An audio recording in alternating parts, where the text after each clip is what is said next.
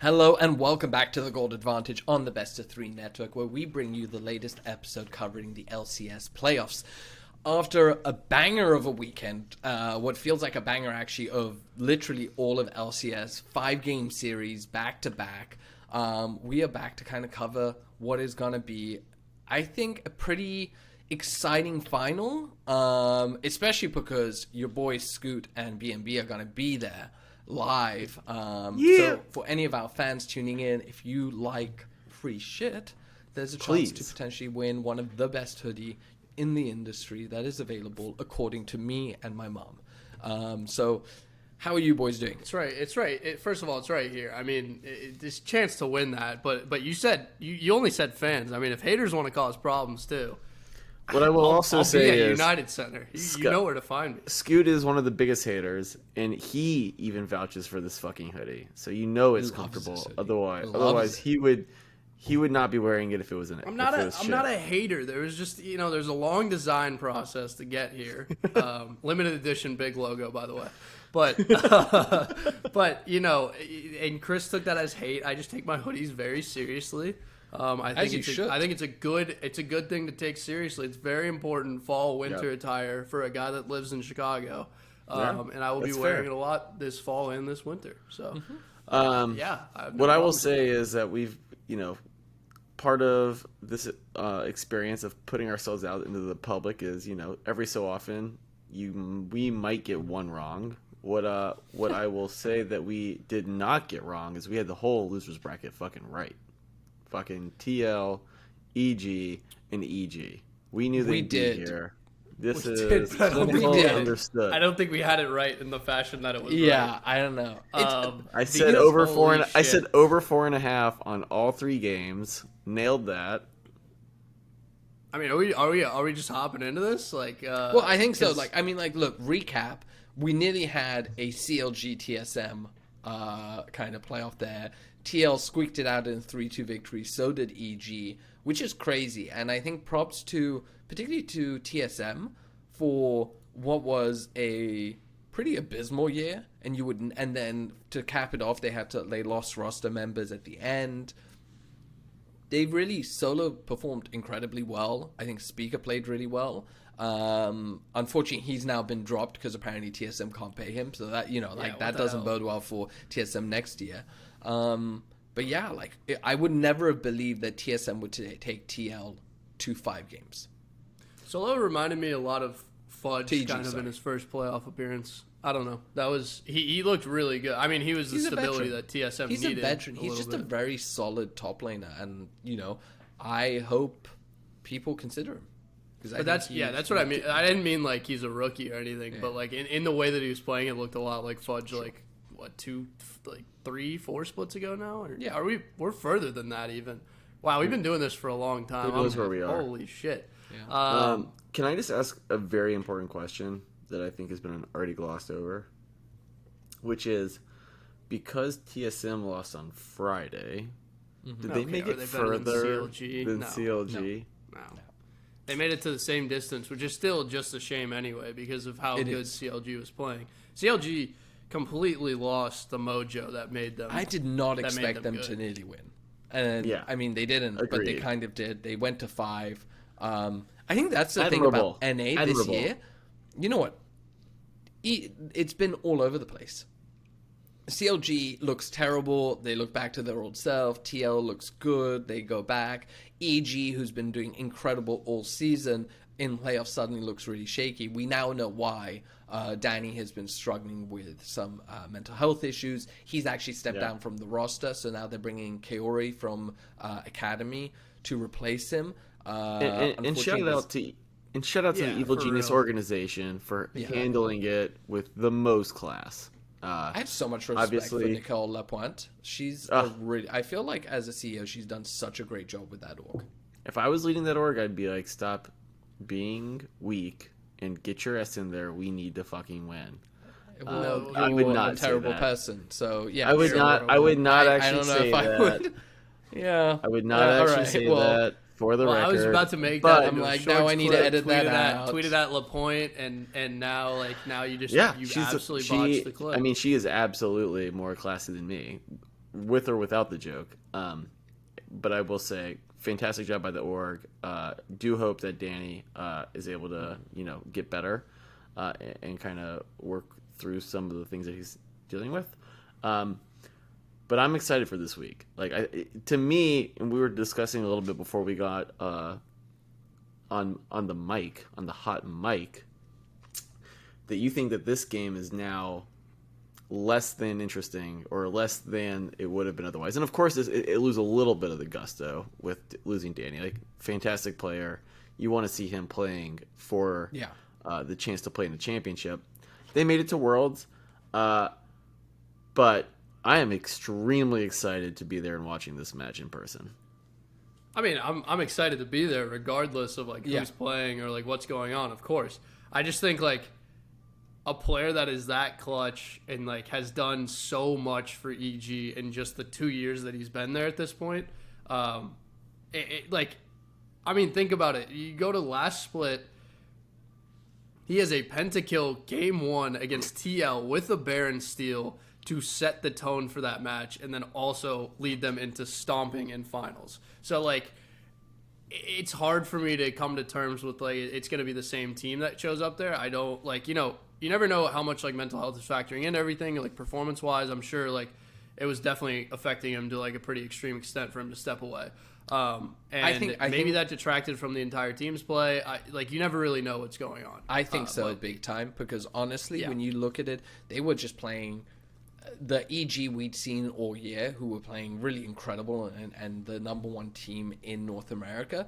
They, in this playoffs, they were just not playing like that, and we saw them putting impact on a carry, especially against the match against TL. They did seem to not feel comfortable with him not being on a carry, and this team has found success by playing through Danny. That's the way they've worked. Yeah. Do you think he just burned out? Do you think he just burned out and then is now? It's been such a long year for that team. I don't know. Maybe. Going all the way to MSI. I don't really want to speculate. Going straight into. I don't want to speculate because he did not look good on the player cam. Even when they won, everyone else was happy. Yeah. He, I think, was crying. I think there might be more going on, and I don't really want to speculate, so it's kind of regardless of that, I was worried that there was something internal with the team, that trust had been lost. I'm hoping this is something that can be recovered from, because I think these 5 are something special, and I would love to see them run it back and kind of continue improving together. I would love to see them at Worlds, so I hope he comes back for Worlds. But it's tough because this team's success comes from Danny. They funnel gold down into the bot lane. They put it into him. He has delivered time and time and again. And changing your play style is in such a short amount of time, I think, is what has led to the hiccups that we've seen. So this is why they've struggled. This is why they dropped down to losers bracket. Why they're going to 5 games against teams they shouldn't. From what I know, Kaori is a very good ADC, so he'll be able to do it, but still, it's his first time playing on stage and so on. So. Yeah, you do hope that Vulcan, having some of that senior leadership, might be able to help quell the nerves and help kind of settle him in. But you're going up against probably one of the most overrated ADC supports in the entire game with FBI and Huhi, so I have no doubt that they won't be. That's the second dumbest thing you've said this podcast. If there was ever a greatest player of all time in LCS history origin story, it starts with a guy who hasn't played a singular regular season match and just shows up in the playoffs.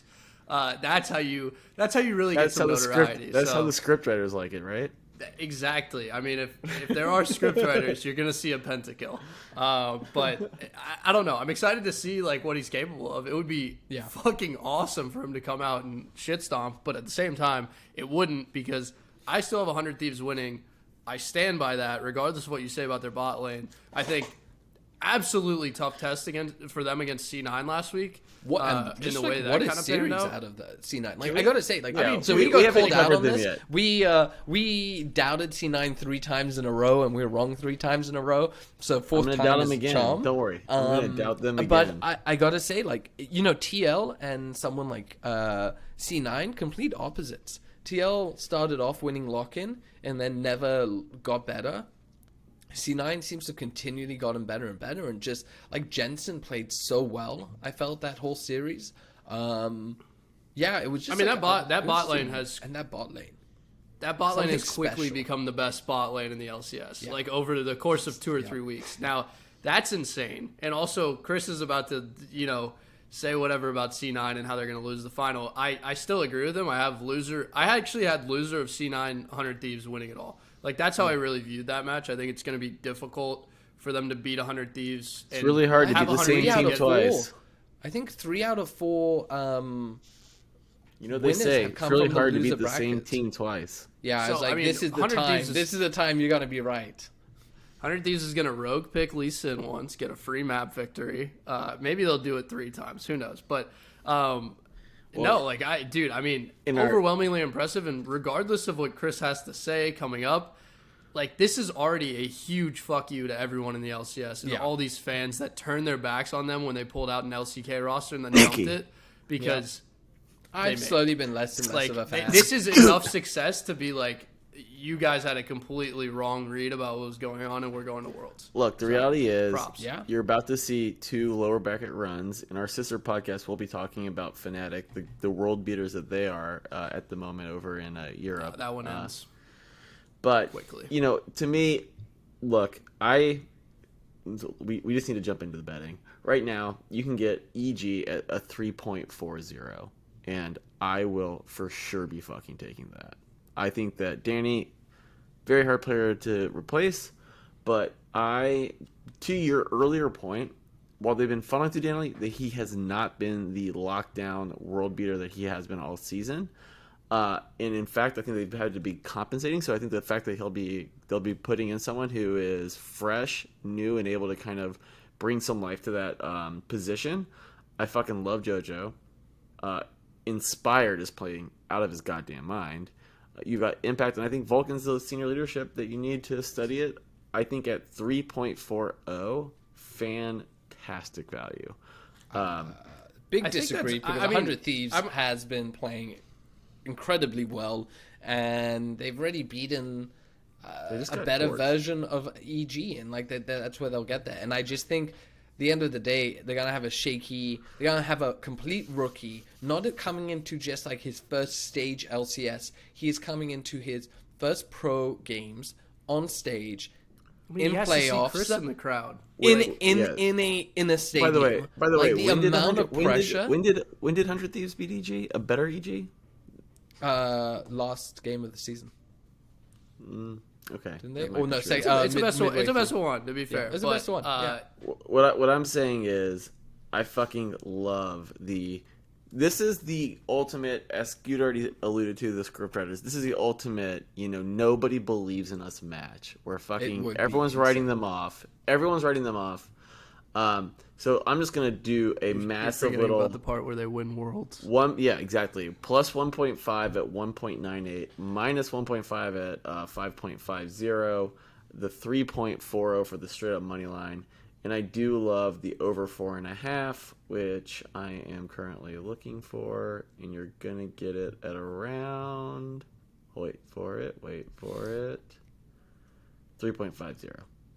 I've also heard, and interestingly enough, Chris, I have to disagree with the prior point about like them funneling gold through Danny. I think they kind of knew what was going on, and to a point have been like playing through top lane, which is where we're seeing the mistakes, like the little cracks in their behavior. It's going to come down to how much they can trust Kaori on a meta ADC champ, and apparently he's like pretty good at playing Sivir and Zeri. So, I mean. Not that it's like the most difficult thing to do in the world right now because they're both pretty fucking busted. He's a good player. At the same time, he's a good player. I don't think we should at least he's not. But there's a lot of pressure. There's a lot of pressure playing on stage for the first time. There's a lot, and I think you're amping it up when you go to playoffs. And I think when you amp it up even higher, playing in a stadium for the first time, there's a lot there that I think is going to make it challenging for them to overcome. That's why, honestly. Minus 1.5 on 100 Thieves at 1.97. I think that is an incredible bet. minus 2.5 at 3.52, I think is pretty good as well. But I really think the 1.97 for a 3-1 finish, that's what I'm going for. That's I will over I 4.5 will is 2.38. Just to I will say go back. As much as there is a ton of pressure on the match, the expectations are in the floor. Like, there's zero. Yeah. So we love that. like, you're playing with house money. They've already made it to at Worlds. that point, you're playing with house already money. made it to Worlds. He's pretty much sitting down and solo queuing. Like, he is. It might be one of the most comfortable states you could possibly be in stepping into this match, Scott, right? Like, it's not like they're making No. This is a guy, God, like, you are because if giving he's me a going to boner with Worlds, this is like, he's got to deliver. And they're going to be watching, and there is a pressure they're going to to win, Worlds and already, fans and people are looking at him. So, I don't know. There's pressure. I don't think he's going to be playing carefree, no problems. But look, wait for I EG really... to sub in tactical map 2. Bang, there you go. It's all over. Save it. That's the way you do it. TSM method. The way that I do see. Unfortunately, we have seen 100 Thieves sometimes like let their foot off the gas, kind of get a bit distracted. They go 2-0 up, and then they kind of chill out. And I do think the EG team is good enough that they can definitely take one game. That's why I think 3-1 is most likely. And if 100 Thieves play a bit sloppy, or maybe they're overlooking, they're looking to C9 too much, I can see this being a 3-2. And that would be, I think, more through 100 Thieves play than EG's. I just want to call out quickly. This is a 100 Thieves team that beat TL 3-2. Yeah. Okay. But that same TL team only beat CLG 3-2, beat FlyQuest 3-1, and then lost to an EG that not playing on all. Well, I thought. Well, hold on. I thought. Well, no, you said that EG you was playing great. You can't flip it. You can't flip it and say EG is now playing bad when you were saying they were playing great without. No. I'm saying TL. I'm saying the only game that 100 Thieves has won so far in this tournament is against a TL team that we all kind of agree is mediocre. Kind of regressed. Not playing... I don't think they're mediocre. I think they're a good team, but I think they just haven't played to the peak they could. I call that mediocre. All I'm saying, you need to look up what the definition of mediocre is, because you're not using it correctly. Ripe to get their ass handed. We don't have the odds. They're probably already looking. They're already looking at 100. They're already looking at Cloud9 again. They're already looking at Cloud9. Is the same team from last year that had a huge chip on their shoulder. They're They've actually been snubbed better for all these awards. They are better as a team now. Do you think they know they're playing Evil Geniuses on Saturday at this point? They probably already forgot. They might be just chilling. I mean, I don't know why they're not going to forget that, obviously. But also, I'd like to say, on the C9 note, we came into playoffs, and I said their record isn't a good representation of the team. You did, actually. Did I expect them to be this good? No, I did not. Yeah. But did we expect their hardest competition to be CLG? Maybe it wasn't. They were just scaling. They were scaling. Well, like week to week, it was crazy because they struggled. It's gotten better, and they were like, it was like, oh, you look shit, and then suddenly they played really well, and it was like, holy 3-1 EG, 3-100 Thieves. That is the two best wins back to back all season. So now, kind of going on to that, I'll throw it to you, Bliven, so that you can kick us off with your C9 EG. Do you think C9 can EG beat C9?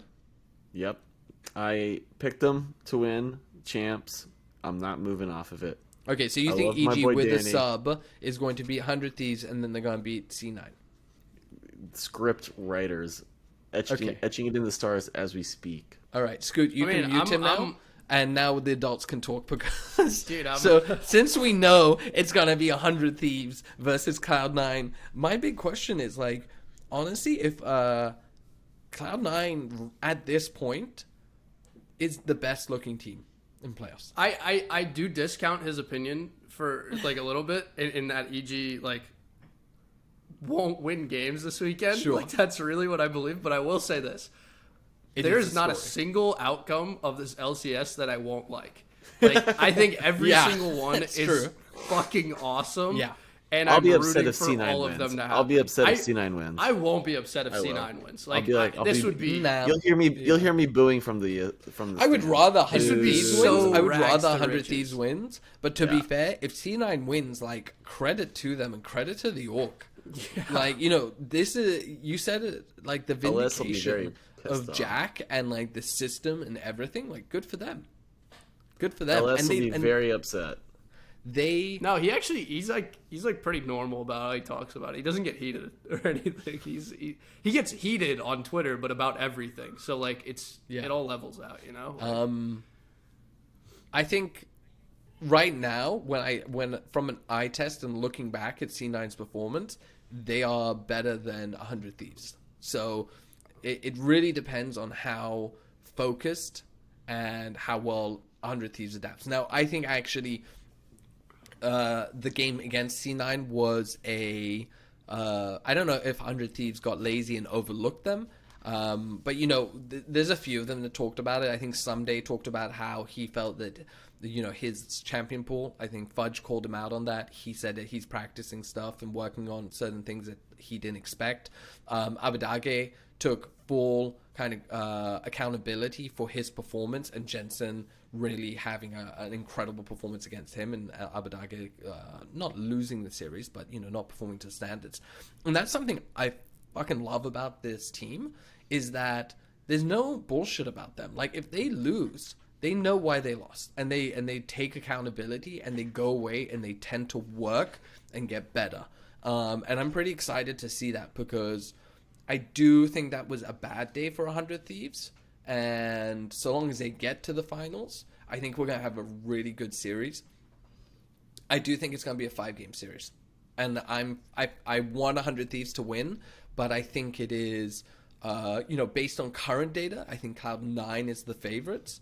But yeah, I think it's going to be a close series. I think it's going to go to 5 games. And I think it's just going to be a really good back and forth, so long as both teams show up on the day. But the best thing I love actually about both teams is the clutch factor. There is some there's a player on both teams that just has it. That TL is not clutch, and I think that was one of their biggest issues. EG was clutch. I don't think they are at the moment without Danny.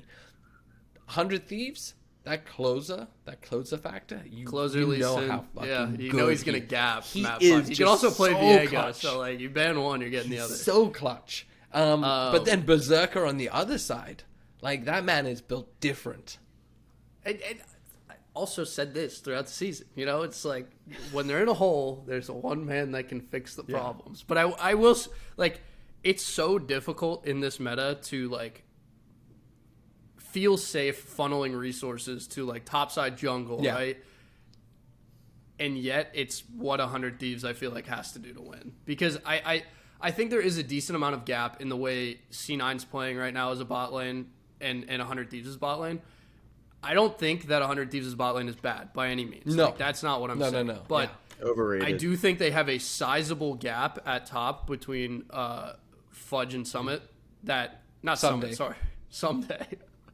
I don't think Fudge has been laning that well. I don't think he's been laning that well. I don't think he's been playing that well. Blaber I think also. you can I see what you mean. Yeah. Like, and then Abadage kind of needs to hold his own against Jensen, who does not like missing worlds. Who he can. Not he was winning playing, LCS Championship. Like we said, Abadage has been playing the best mid laner. Yeah, but Jensen's so he had clutch. A bad one. Yeah, but Jensen is also one of those players who kind of like dosses through regular season, and then playoffs comes through, and he has always just played well. That's what I'm saying. He's clutch, dude. It's going to be exciting. You don't have those performances. So what's the scoreline, Scoot? Are you going 100 Thieves 3-2 or?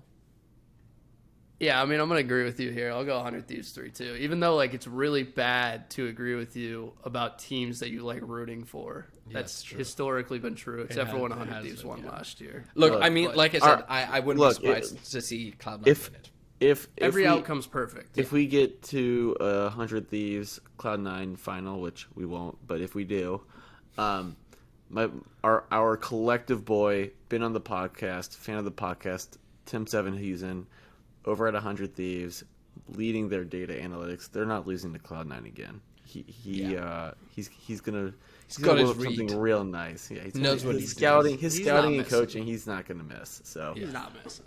I will be plunging. That guy's got money, all the fucking numbers. You know what? Money. There's not a number he doesn't know if they make it, and he's crunching all of them. So. We don't have any prop bets at the moment, but I will shout out Cloud9 has a second highest first blood rate at 62%. 100 Thieves has one of the lowest at 33%, with EG just above them at 36%. First Tower, Cloud9 has the number one at 62%, with 100 Thieves at 33%. So First Blood, First Tower might be good to take for Cloud9. Going across to First Dragon, I'll say 100 Thieves has number one spot at 67% out of their games. Cloud9's a pretty respectable third place with 54%. EG at 50%. I think in the 100 Thieves EG matchup, I would probably look for the 100 Thieves First Dragon, because with Kaori in the bot lane, it might be harder to set things up appropriately to be able to take that First Dragon. If they play towards it. So those are kind of the prop bets that I would keep an eye out. I don't have them, so I don't really have the odds for it. But yeah, I think this is going to be a fun. I'm looking forward to finals. I don't know how EG is going to do against. I wouldn't be surprised if they just chalk it. If they just say, you know what, let's just go in, we'll have fun. We lose 3-0, 3-1. That's why I like the minus 1.5, and they just go like, let's focus on Worlds. We have a month off. Let's either give Danny the break that he needs, or let's use this time to focus on getting Kaori up to the level that we need him to be at Worlds.